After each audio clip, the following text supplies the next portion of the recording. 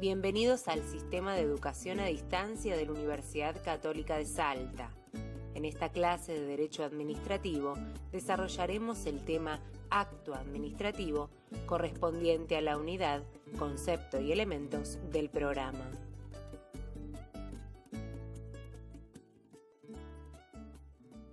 Buen día, mi nombre es Julio Pablo Comadira y hoy nos vamos a referir al acto administrativo. Mi idea es darles un concepto de acto administrativo y tratar de comprender cuáles son todas las cuestiones involucradas en el concepto que les acabo de dar. Para eso tenemos que tener en cuenta que vamos a seguir una teoría general del acto administrativo que tiene que tratar de satisfacer una doble necesidad. Por un lado, este concepto que les voy a dar, que forma parte de una teoría general del acto administrativo, debe procurar buscar homogeneidad terminológica y conceptual, es decir, que todo aquello que nosotros incluyamos dentro del concepto de acto administrativo esté sometido a un mismo régimen jurídico, es decir, nuclear en un mismo concepto todas aquellas realidades sometidas a un mismo régimen jurídico, o lo que es lo mismo, buscar homogeneidad terminológica y conceptual. Y en segundo término, este concepto de acto administrativo, que es nuclear, es central para el estudio del derecho administrativo, tiene que cumplir una doble satisfacción tuitiva, es decir, por un lado debe procurar proteger al interés público, ciertamente, y también proteger a los derechos y a los intereses de los particulares. Entonces, ¿qué vamos a decir del acto administrativo? ¿Qué es el acto administrativo? El acto administrativo es una declaración emitida por un órgano del Estado o un ente no estatal en ejercicio de función administrativa que actúa bajo un régimen jurídico exorbitante y produce efectos jurídicos directos e individuales respecto de terceros. ¿Qué significa esto que acabo de mencionar, esta definición o este concepto? Vamos a ir desgranándola, desmenuzándola parte por parte para tratar de comprenderla. En primer lugar, señalé que se trata de una declaración, es decir, el acto administrativo supone la exteriorización de una idea. No es meramente una declaración de voluntad, como tal vez pueden estudiar por otros autores que se refieren al acto administrativo. ¿Por qué? Porque esta declaración en la que consiste el acto administrativo puede ser, por un lado, un juicio de valor. Por ejemplo, el registro de conducir. El registro de la licencia de conductor, cuando se lo otorgan, es un acto administrativo que contiene un juicio de valor, donde la administración pública lo que hace es efectuar un test psicológico, también un examen de salud, un test práctico, y en función de todas las evaluaciones que hace la administración pública, concluye que a la persona a la que se le otorga el registro para conducir está en condiciones de manejar un vehículo automotor. Lo mismo cuando un particular obtiene la condición de legítimo usuario de arma de guerra y se le otorga una tenencia para tener un arma en su propia casa. ¿Qué es lo que hace la administración pública? Les va a pedir que acrediten medios de vida lícito, les pide también que acrediten que saben manejar un arma de fuego, que se los va a dar un instructor de tiro, un examen psicológico, un examen físico, y con todos esos elementos y algún otro que le pueden exigir, la administración nuevamente emite un juicio de valor y dice, esta persona a la que le otorgo la condición de legítimo usuario a través de un acto administrativo está en condiciones de tener, que no es lo mismo que portar, un arma de guerra en su casa.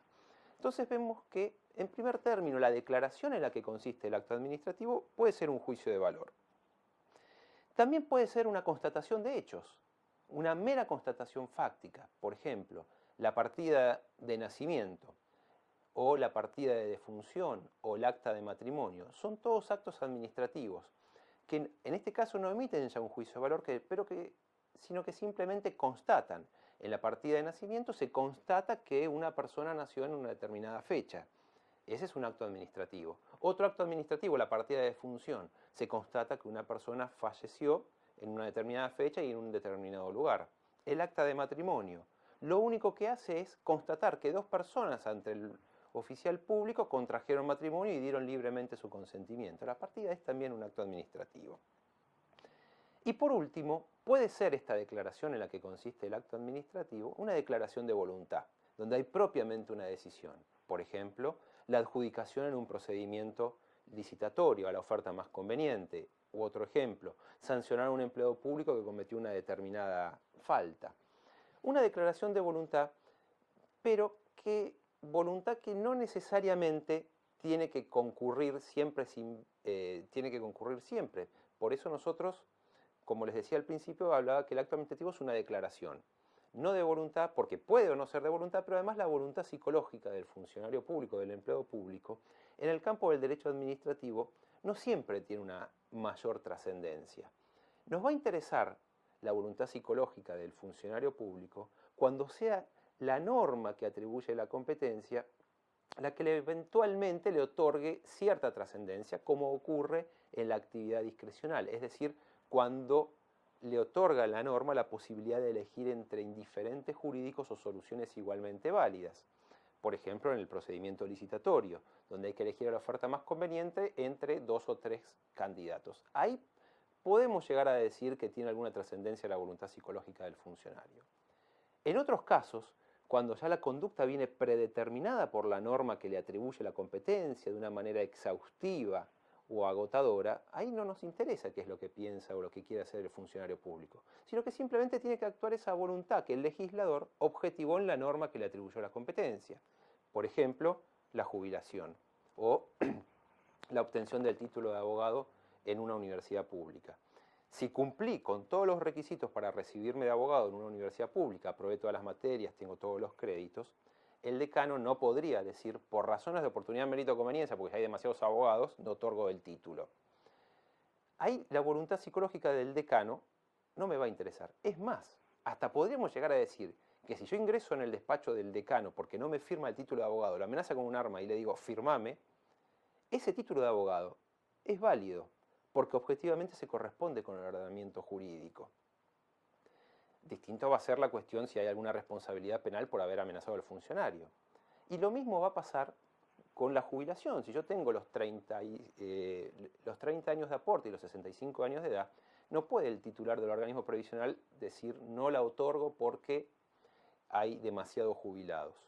Si cumplo con los requisitos, la tiene que otorgar, independientemente de cuál sea su voluntad. Por eso, si supongamos que el titular del organismo previsional te otorga la jubilación bajo estado de ebriedad o bajo el estado de alguna otra sustancia alucinógena, esa jubilación que se otorgó a la persona que cumplió con todos los requisitos, ¿es válida o es inválida? Es válida, porque se ajusta objetivamente al ordenamiento jurídico. Por eso entonces, en primer lugar, el acto administrativo es una declaración que puede consistir en un juicio de valor, en una constatación de hechos y eventualmente en una declaración de voluntad con las salvedades que acabo de hacer, donde no siempre nos va a interesar la voluntad psicológica del funcionario público. En segundo lugar, había mencionado que el acto administrativo es una declaración emitida por un órgano del Estado. ¿Qué entendemos por órgano del Estado? Por órgano del Estado nos vamos a referir al Poder Ejecutivo, al Poder Legislativo, al Poder Judicial y a los órganos extrapoderes, como ocurre, por ejemplo, en el ámbito nacional con el Ministerio Público. Estos órganos, cuando actúan en ejercicio de función administrativa, van a dictar actos administrativos. En el caso del Poder Ejecutivo eso es muy claro. La mayoría de todo lo que haga va a ser a través de actos administrativos. Pero el Poder Judicial también va a dictar actos administrativos. Por ejemplo, cuando el presidente o la Corte Suprema sanciona a un empleado de la Corte Suprema. Ese es un acto administrativo. Y el Congreso también, cuando el Congreso firma un contrato para la limpieza del recinto o un contrato para la refacción de la fachada del Congreso. Ese es un contrato de obra pública, es un contrato administrativo como especie de acto administrativo. Entonces, cuando actúan en el ejercicio de función administrativa, van a dictar actos administrativos. Que el Poder Judicial pueda dictar actos administrativos y por ende susceptibles a revisión judicial, ya lo admitió la Corte en el leading case Rodríguez Varela y en la actualidad se admite pacíficamente que los actos administrativos del Poder Judicial pueden ser revisados judicialmente. Lo mismo con los actos administrativos del Poder Legislativo, como lo admitió la Corte en el caso Persoglia, donde se permitió la revisión judicial de una sanción que había impuesto el presidente del Senado de la provincia de Buenos Aires a un empleado. La Corte dijo, ese es un típico acto administrativo, la sanción al empleado del Senado de la provincia de Buenos Aires, y por ende sometida a control judicial. Entonces, hasta acá vimos que el acto administrativo es una declaración emitida por un órgano del Estado y agregamos en la definición o un ente público o no estatal. ¿Qué es esto? Hay ciertos entes que son públicos por la función pública que ejercen que les delegó el Estado. pero no son estatales. ¿Por qué? Porque no integran el organigrama estatal. Van a ser públicos por la finalidad que cumplen, por la función pública que cumplen delegada por el Estado, pero no son estatales porque no integran la estructura estatal. Ahora, cuando estos entes públicos no estatales, o incluso algún ente privado, actúa en ejercicio de función administrativa, van a dictar actos administrativos. Porque si esos actos los dictara el Estado, como originariamente debería ser, serían actos administrativos. Acá lo único que hubo es una delegación en un ente que es público pero no estatal para que dicte esos actos. Y por ende también van a ser actos administrativos. Un ejemplo, los colegios públicos de abogados o los consejos profesionales de ingenieros o los consejos profesionales de profesionales en ciencias económicas. ¿Qué son? Son entes que son públicos porque tienen una función pública que es el ejercicio de la función de policía para controlar la matrícula profesional. Cuando actúan en el ejercicio de esa función que les delegó el Estado, van a dictar actos administrativos. Entonces, cuando el Colegio Público de Abogados le otorga la matrícula a un abogado, eso es un acto administrativo. O si el Consejo Profesional de Ingeniería en Telecomunicaciones le rechaza la matrícula a un ingeniero, eso es un acto administrativo, porque está actuando en el ejercicio de la función administrativa que les delegó el Estado. Pero solo cuando actúan en el ejercicio de esa función. Porque si el presidente del Colegio Público de Abogados despide a su secretaria, ese no es un acto administrativo, porque no está actuando en el ejercicio de la función que le delegó el Estado. Es un típico acto del derecho privado, específicamente regulado por el derecho laboral. Continuemos entonces con la definición. Dijimos que es una declaración emitida por un órgano del Estado o un ente público no estatal en ejercicio de función administrativa, porque el acto administrativo es el resultado de la función administrativa. Y agregábamos en la definición, bajo un régimen jurídico exorbitante. Esto es lo que caracteriza al derecho administrativo y por ende al régimen de la función administrativa, su exorbitancia, que no se la entiende la exorbitancia en su sentido originario. Es decir, en un comienzo se hablaba del derecho administrativo como régimen exorbitante porque era todo aquello que estaba por fuera del derecho privado. Lo que exorbitaba, lo que excedía el derecho privado era derecho administrativo. Hoy hablar del derecho administrativo como un régimen jurídico exorbitante implica que está sometido, como vamos a ver en algún otro encuentro, a un régimen específico integrado por prerrogativas de la administración pública que tienen que contrapesarse o equilibrarse con garantías de los particulares. Un equilibrio que exige concebir esas prerrogativas que tiene el Estado, a ese poder del Estado, al servicio de la libertad. Y esas garantías que tienen los particulares desde una visión solidaria. Seguimos entonces en este camino por definir el derecho administrativo. Una declaración emitida por un órgano del Estado o un ente no estatal en ejercicio de función administrativa bajo un régimen jurídico exorbitante que produce efectos jurídicos directos. Este es un dato central del acto administrativo. Para que sea acto administrativo, tiene que producir efectos jurídicos directos, es decir, tiene que producir los efectos jurídicos per se, no debe depender de ningún otro acto. Entonces, por ejemplo, el dictamen jurídico no va a ser un acto administrativo, porque el dictamen no produce efectos jurídicos. A lo sumo lo que produce efectos jurídicos va a ser el acto administrativo que siga o sea parte del dictamen jurídico.